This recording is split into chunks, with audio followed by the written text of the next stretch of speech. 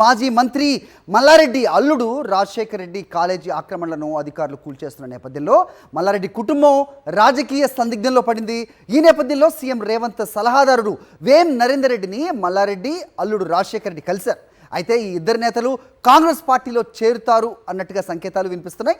మల్లారెడ్డి కాంగ్రెస్లో చేరటం తమకు ఇష్టం లేదని మేడ్చల్ జిల్లా స్థానిక కాంగ్రెస్ నేతలు చెబుతున్నారు. పార్టీలో చేరకుండా బయట నుండే మద్దతు తెలపాలని సూచించినట్టుగా తెలుస్తోంది.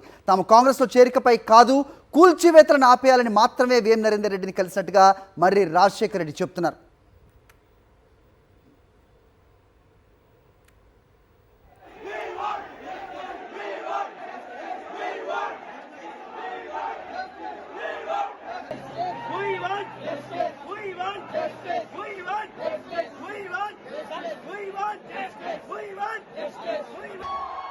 రైట్, ఇదే అంశంపై అప్డేట్స్ అందించడానికి మా కరెస్పాండెంట్ సాయి కిరణ్ సిద్ధంగా ఉన్నారు.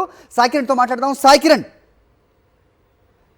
ఎస్, ఏం జరుగుతోంది? కూల్చివేతలు తరచూ వినిపిస్తున్నాయి. ఈ వారంలోనే మనం ఇది మూడో ఇన్సిడెంట్ అనుకుంటా. ప్రస్తుతం మల్లారెడ్డికి సెగదగిలినట్టుగా కనిపిస్తోంది. సో ఈ కూల్చివేతల నేపథ్యంలో ఇద్దరు కూడా వేం నరేందర్ రెడ్డిని కలిసింది ప్రస్తుతం చర్చనీయాంశమైంది. ఏం జరుగుతోంది? ఏంటి మీ దగ్గర ఇన్పుట్స్?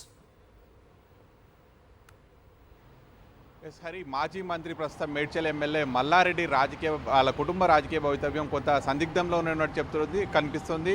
గత వారం నుంచి కూడా చూస్తున్నాము. అటు మల్లారెడ్డి కాలేజీకి సంబంధించినటువంటి రోడ్డు గుండ్లపోచంపల్లిలో ఉన్నటువంటిది అక్రమంగా కట్టారనేటువంటి అక్కడ ఆక్రమణలు తొలగించారు. అలాగే నిన్న మొత్తంగా కూడా చూసాం మాజీ మంత్రి మల్లారెడ్డి అల్లుడు ప్రస్తుతం మల్కాజ్గిరి ఎమ్మెల్యే అయినటువంటి మర్రి రాజశేఖర రెడ్డికి సంబంధించినటువంటి ఎమ్మెల్యేరెడ్డి కాలేజీకి సంబంధించి 2 భవనాలను కూడా దుండిగల్ మున్సిపాలిటీలో ఉన్నటువంటి వాటిని కూడా అయితే దామెర చెరువు అక్కడ ఆక్రమించి కట్టారనేటువంటి ఆరోపణతో ఆ 2 భవనాలను కూడా నిన్న కూల్చారు. సో ఇదంతా కూడా ప్రభుత్వం కావాలని చేస్తుందని ఒకవైపు బీఆర్ఎస్ ఎమ్మెల్యేలు నిన్న మొత్తంగా కూడా మాట్లాడినటువంటి పరిస్థితి. కానీ మరోవైపు మాత్రం మల్లారెడ్డి నుంచి కావచ్చు, అటు అతని అల్లుడు మర్రి రాజశేఖర రెడ్డి నుంచి ఎటువంటి బయటకు స్టేట్మెంట్లు అయితే రావట్లేదు. ఒకవైపు గత కొన్ని రోజులుగా కూడా అతను బీజేపీ పార్టీలో చేరతారనేటువంటి ఒక వార్తాగానాలు వచ్చాయి. తర్వాత కాంగ్రెస్లోకి వెళ్తారు అనేటువంటిది కనిపిస్తుంది. నిన్న ఒకవైపు కూల్చివేతలు జరుగుతూనే ఉన్నాయి. మరోవైపు ప్రభుత్వ సలహాదారు వేం నరేందర్ రెడ్డిని మల్లారెడ్డి, ఆయన అల్లుడు మర్రి రాజశేఖర రెడ్డి ఇద్దరు కూడా వెళ్ళి కలిశారు. అయితే కేవలం కూల్చివేతలను ఆపాలి, దానిపైన హైకోర్టు స్టే ఉంది కాబట్టి కూల్చివేతలను ఆపాలని మాత్రమే కలిసినట్టు అని చెప్తున్నారు. కానీ అంతర్గతంగా మాత్రం రాజకీయ భవిష్యత్తుపైనే డిస్కషన్ జరిగినట్టయితే తెలుస్తుంది. కాంగ్రెస్ పార్టీలోకి వస్తామని చెప్పినప్పటికీ కూడా స్థానికంగా ఉన్నటువంటి అందరూ కాంగ్రెస్ నేతలు కొంత అభ్యంతరం చెప్తున్నట్టు కనిపిస్తుంది. ఎందుకంటే పార్లమెంట్ ఎలక్షన్ ముందు బీఆర్ఎస్ పార్టీ నుంచి 2 ఎమ్మెల్యేలను ఇక్కడికి తీసుకుంటే కొంత రాజకీయంగా ఇబ్బందిగా ఉంటుంది అనేటువంటిది కాంగ్రెస్ నేతలు చెప్తున్నారు. సో దీంతో బయట నుంచే మద్దతు తెలపాల్సినట్టుగా సూచించినట్టయితే తెలుస్తుంది. సో మరి మల్లారెడ్డి కావచ్చు, ఆయన అల్లుడు మర్రి రాజశేఖర రెడ్డి ఇద్దరు ఎమ్మెల్యేలుగా ఉన్నారు అటు మేడ్చల్ నుంచి మల్కాజ్గిరి నుంచి. సో మల్కాజ్గిరి పార్లమెంట్ స్థానం నుంచి కూడా వాళ్ళ కొడుకు ట్రై చేస్తున్నాడు. ఎన్నికల ముందు చూసాం మనం మైనంపల్లి అలాగే మల్లారెడ్డి మధ్య ఏ రకమైన మాటల యుద్ధం జరిగిందో అందుకే తెలిసిందే. అయితే ప్రస్తుతం కాంగ్రెస్ నేతలు కూడా పార్టీలో చేరటానికి ఇష్టపడట్లేదు, మల్లారెడ్డి ఒకవేళ చేరుతున్నట్టయితే కూడా వినిపిస్తోంది కదా. అంటే బయట నుంచే సపోర్ట్ చేసే అంశం ఏదన్నా పరిగణలోకి తీసుకుంటారా, లేదంటే బీజేపీ వైపు చూసే అవకాశం ఏదైనా కనిపిస్తుందా?